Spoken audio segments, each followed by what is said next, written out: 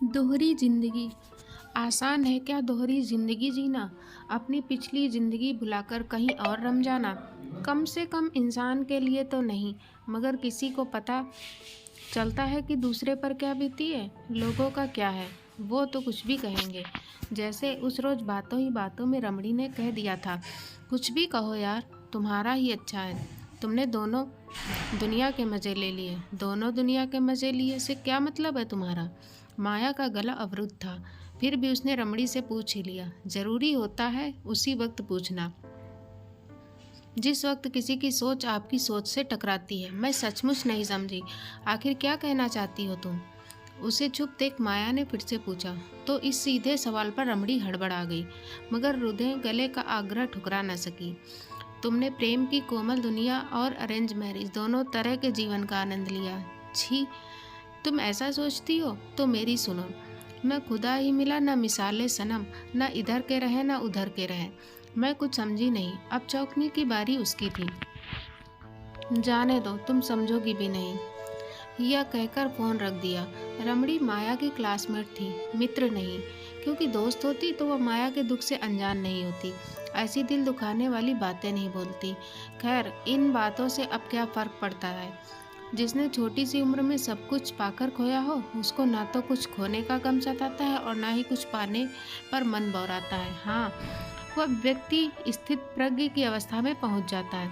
आजकल वह अपने आप को ब्लैक बोर्ड की तरह देखती है और इस बात का दुख भी होता है, काश यह ब्लैक बोर्ड कोरा होता तो इस पर लिखे अक्षर कितने सुस्पष्ट होते। मगर अफसोस कि इस पर लिखे अक्षर कुछ धुंधला से हो गए हैं। उन्हें मिटाकर नया कुछ लिखने की कोशिश में सब कुछ अस्पष्ट सा है। पहले का लिखा कभी पूरी तरह मिटता नहीं, यहाँ वहाँ से उभर कर सामने आ ही जाता है। फिर ना तो यही समझ में आता है और ना ही वही। तभी मयंक ने आवाज़ दिया, अब देखो फ़ोन में डूबी रहती हो, क्या कुछ भी होश नहीं तुम्हें? दरवाज़ा खुला है, ऐसे में कौन आया कौन गया कौन देखेगा? तुम्हारे भरोसे इस घर गृहस्थी का क्या होगा? घर गृहस्थी? धीरे से बुदबुदाई। अब उसने ऐसी कौन सी गलती कर दी? घर में ताज़ी हवा के प्रवेश के लिए दरवाज़ा खोला था। सोसाइटी वाले तो ऐसे भी बिना इजाज़त किसी को अंदर आने ही नहीं देते। फिर हवा के सिवा कौन आएगा?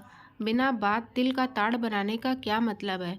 सोचने लगी तो बीती रात की बात याद आ गई। ओह, तो ये सारा गुस्सा रात का है। आज फिर शाम हो गई है, बस थोड़ी ही देर में रात हो जाएगी। हर रोज़ रात इतनी जल्दी क्यों आ जाती है? अब वह इम्तिहान देती थक गई है। आज ये तो कल वो। आखिर कब तक और कितने बहाने बनाएगी? आखिर वह करे भी तो क्या? सब कुछ अपने वश में थोड़े ही होता है। कई बार नदी के किनारे रहकर भी प्यास नहीं बुझती।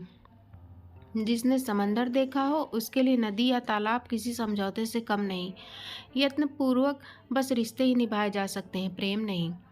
प्रेम जबरन नहीं उपजता, यह तो स्वाभाविक सी कोमल प्रक्रिया है जो प्रेम से ही उपजता है और झल्लाहट से मुरझा जाता है। क्या करें, कैसे समझाएं मयंक को? सोचती हुई रात घिराई तो खाना लगा दिया और अपने कमरे में आकर लेट गई। जी तो यही चाहता है कि वह अकेली रहे, किसी तीर्थ स्थान पर जाकर पूजा पाठ व दान धर्म करे, मगर क्या इस तरह वह जीवन से निजात पाएगी? किसी के प्रति निष्ठुरता के इल्जाम से वह स्वयं को दोषी नहीं पाएगी? क्या गंगा मैया की डुबकी उसे मुक्ति दिलाएगी? इन्हीं सवालों में घिरी थी कि आंख लग गई और कुछ देर बाद फोन की घंटी पर नींद खुली। माँ का फोन था। सब ठीक है बेटा? हाँ माँ, तेरी चिंता लगी रहती है। आधी उम्र तो निकल गई, बाकी भी काट लूँगी, अब कैसी चिंता। दोहरी जिंदगी जीती माया थक चुकी है। सबको बहला सकती है, पर माँ से तो सच ही कहना उचित होगा। उनसे बातचीत के क्रम में सहसा सारी बातें याद आ गईं। उसके मन में आदित्य था। माया उससे ही विवाह करना चाहती थी, मगर उसकी चाहत किसी को मंजूर नहीं थी। उन्हें सजातीय मयंक पसंद था। विवाह से पहले वह कितना रोई और गिड़गिड़ाई थी, मगर उस वक्त उसकी किसी ने नहीं सुनी। जब उस वक्त उसके खुशी की फिक्र नहीं थी तो अब चिंता करके वह तो बस अपने संबंध सुधार रही है। शायद उम्र के इस पड़ाव में आकर उन्हें भी माया के दुख का एहसास हुआ है, मगर इस एहसास का हासिल क्या है? आखिर यह सब उनकी मर्जी से ही तो हुआ। उन्होंने ही तो उसे इस खूंटे से बांधा था। उन्हें भी क्या दोष दें, सबसे बड़ी गलती तो उसकी ही है। माता पिता की आज्ञा पालन कर महान बनने जो चली थी, उसे भी कहाँ पता था कि इस तरह वह बस अपनी खुशियाँ नहीं मार रही है, बल्कि स्वयं को गर्त में डुबो रही है। ऐसा नहीं था कि उसने मयंक से जुड़ने की कोशिश नहीं की। विचारों में काफ़ी अंतर था, जिसके कारण उसकी सुनकर भी उसके रंग में रंग न सकी। इस वजह से वह अपनी झल्लाहट निकालता रहा। वह चाहता तो माया का मन जीत भी सकता था, मगर उसने अपनी ओर से कभी नहीं कोशिश की। आखिर कब तक वह कठपुतली सी मयंक के इशारों पर नाचती। माता पिता की अनबन में बेटा अर्णव भी घर से विमुख हो गया। एक बार हॉस्टल गया तो लौटा ही नहीं। ग्रेजुएशन के बाद वहीं नौकरी करने लगा। दरअसल कोई भी घर स्नेह से जुड़ता है, मगर माया कर्तव्य से जुड़ी है। उसने अपने सभी कर्तव्यों का निर्वाह बखूबी किया। जब भी उसके या मयंक के परिवार वाले सामने होते हैं, तब वो आदर्श बेटी बहू होती है, और जब कोई नहीं होता तो अकेली होती है, बिल्कुल अकेली, खुद में सिमट जाती है। अब तो मयंक को भी इसकी आदत हो गई है। पति पत्नी बनकर जीते हुए दोनों दोहरी जिंदगी जी रहे हैं।